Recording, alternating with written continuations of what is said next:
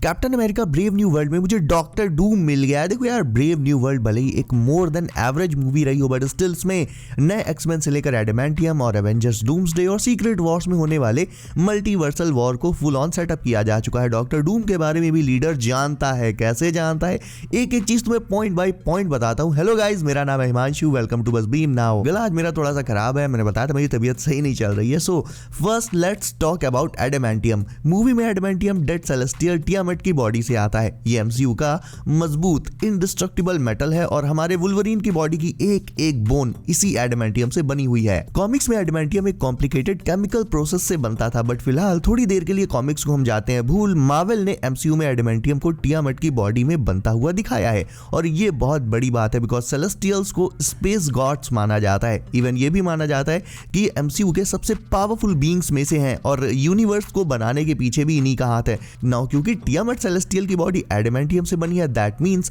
हम ये अज्यूम कर सकते हैं कि दूसरे एंड इवन सारे सेलेस्टियल्स की बॉडी में भी एडामेंटियम पाया जाता होगा। इवन एंड गेम में थैनोस की स्वॉर्ड जिसने कैप्टन की शील्ड को मक्खन की तरह कट कर दिया था, हो सकता है वो भी एडामेंटियम से ही बनी हो। एंड एक थ्योरी थी जिसके अकॉर्डिंग थैनोस की दुनिया ऑलमोस्ट एक सेलेस्टियल की वजह से ही डिस्ट्रॉय हो गई थी, तो मे बी थैनोस को भी एडामेंटियम उसी सेलेस्टियल की बॉडी से मिला हो जिससे फिर उसने अपनी स्वॉर्ड को तैयार किया हो। So first of all brave new world में एक न्यू वुल्वरीन को टीज किया गया। अब तुम कहोगे वुल्वरीन तो ऑलरेडी एमसीयू में है, तो हाँ टेक्निकली पहले ये वुल्वरीन फॉक्स का पार्ट था, अब ये एमसीयू में आ गया है, बट स्टिल ये अर्थ 616 में नहीं है बल्कि अर्थ 838 में है, यानी फॉक्स के एक्समैन यूनिवर्स में है। ऑल्दो आता वो एमसीयू के अंडर ही है, बट टेक्निकली देखा जाए तो हमारी मेन जो सीक्रेट टाइमलाइन है जिसके हीरो सबसे ज्यादा मायने रखते हैं यानी 616 के, उसका ओरिजिनल वुल्वरीन अभी तक सामने नहीं आया है क्योंकि अभी तक एडामेंटियम ही सामने नहीं आया था और अब मार्वल ने 616 में एडामेंटियम इंट्रोड्यूस कर दिया है। दैट क्लियरली मींस कि अभी नहीं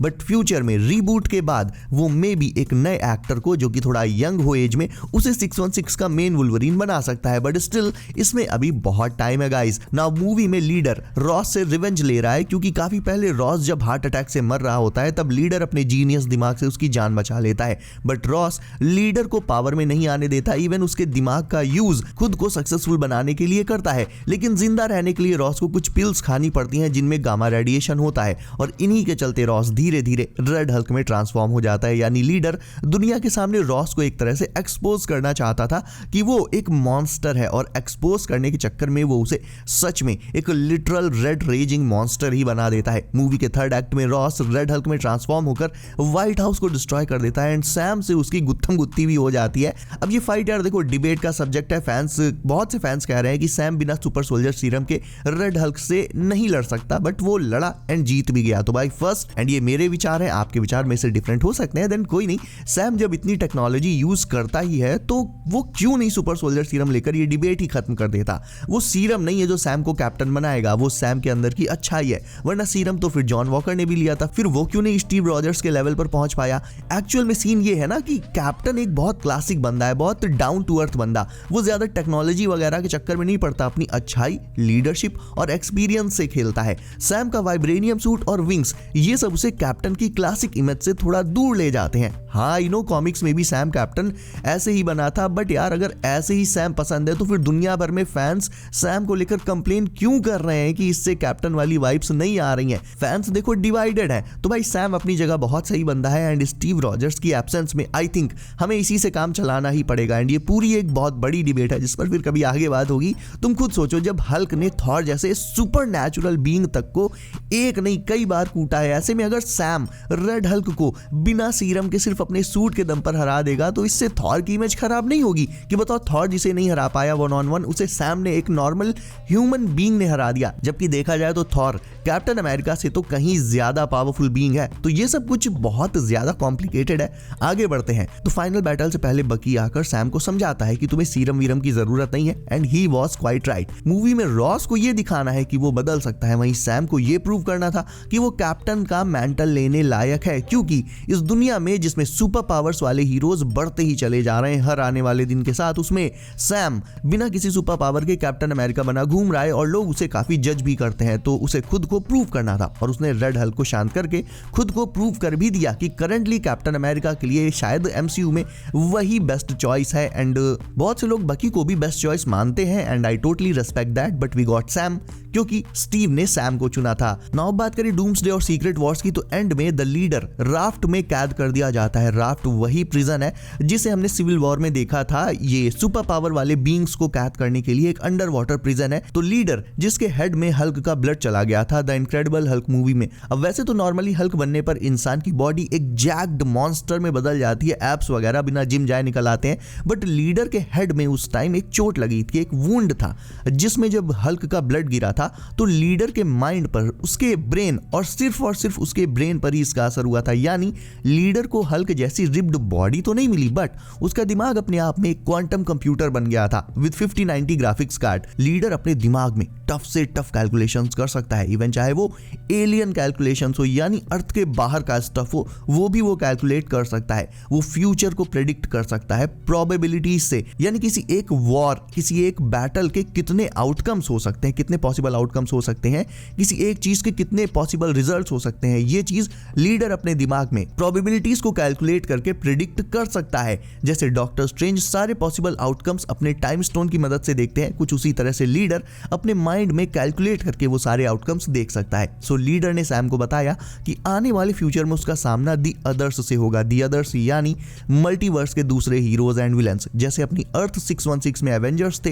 अर्थ 838 में इल्यूमिनाटी थे, वैसे ही मल्टीवर्स में बहुत से डिफरेंट यूनिवर्सेस में अपनी अलग अलग हीरोज की टीम्स होती हैं। कभी कभी ये हीरोज सेम दिखते हैं, कभी कभी इनकी शक्ल भी डिफरेंट हो जाती है। Like for example Deadpool and Wolverine में सारे लोगन ह्यू जैकमैन ही थे, बट एक यूनिवर्स ऐसा भी था जहां का लोगन हेनरी कैविल था। यानी अलग अलग यूनिवर्सेस के हीरोज की शक्ल मैच कर भी सकती है, नहीं भी कर सकती। हो सकता है दो अलग अलग हीरोज की सेम शक्ल मैच कर जाए। लाइक अपने यहाँ स्टीव रॉजर्स जो है वो क्रिस इवांस थे, एंड द वॉइड में हमने जिस जॉनी स्टॉर्म को देखा था वो भी क्रिस इवांस थे। तो इस चीज को मैंने अभी क्लियर कर दिया ताकि तुम फ्यूचर में जरा भी इन सब चीजों को लेकर कंफ्यूज ना हो। बट सवाल यह है कि लीडर मल्टीवर्स और डूम के बारे में कैसे जानता है। वेल देखो, मल्टीवर्स बना ही है डिफरेंट डिसीजंस से। जब एक एक्शन को लेकर अलग अलग डिसीजंस लिए जाते हैं तो मल्टीवर्स में अलग अलग ब्रांचेस ग्रो करती हैं उन डिसीजंस के अकॉर्डिंग, और उन डिसीजन में आगे चलकर और जब अलग डिसीजन लिए जाते हैं तो वो ब्रांचेस और भी आगे डिवाइड हो जाती हैं, और ऐसे ही यूनिवर्सेस बढ़ते चले जाते हैं और साथ ही बढ़ता जाता है मल्टीवर्सल ट्री। अगर समझने में थोड़ी प्रॉब्लम हो रही है तो ऐसे समझो,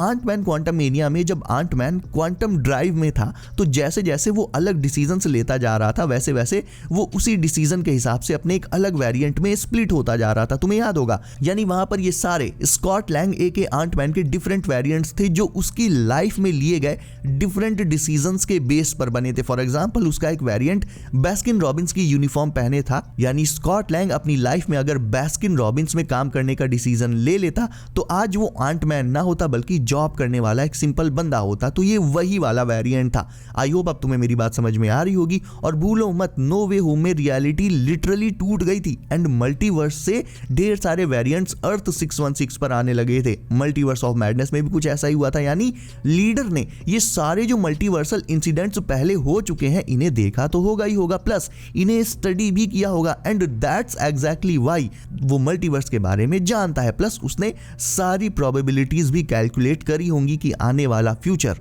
कैसा होने वाला है एंड उसमें क्या होने वाला है। इसीलिए लीडर ने सैम को वार्न किया था कि अदर्स यानी दूसरे यूनिवर्सेस के हीरोज एंड विलन से तुम अपनी दुनिया कैसे बचाओगे ये मुझे देखना है। एंड अब एग्जैक्टली इसीलिए सैम को भी ये लगेगा कि उसे एक नई टीम बनानी चाहिए जिसमें उसकी अर्थ के हीरोज शामिल हो ताकि आने वाले मल्टीवर्सल थ्रेट से वो निपट सके। अब यहाँ पर एक और बड़ा क्वेश्चन ये भी है कि जब इन हीरोज के सामने ये चॉइस आएगी कि क्या वो अपने यूनिवर्स को बचाने के लिए सामने वाले यूनिवर्स को खत्म करें या ना करें, ऐसे में इनकी मदद करने के लिए एक जीनियस माइंड भी तो चाहिए होगा ना। बट टोनी स्टार्क तो अब रहा नहीं, 616 का रीड रिचर्ड्स अभी तक आया नहीं है, तो क्या पता यार, क्या पता द लीडर ही आगे जाकर एवेंजर्स को मैनिपुलेट करे और कहे कि यस सामने वाले यूनिवर्स को कर दो डिस्ट्रॉय ताकि हमारा यूनिवर्स बच जाए। बिकॉज आई थिंक मार्वल ने लीडर को अभी तक मारा नहीं है बल्कि उल्टा उसी के जरिए मल्टीवर्सल बैटल को सेटअप किया है जो डूम्सडे एंड सीक्रेट वॉर्स में होने वाला है। एंड इन्हीं सब के बीच कहीं डॉक्टर डूम आएगा। नाउ रूमर्स तो यही है कि आरडीजे का डूम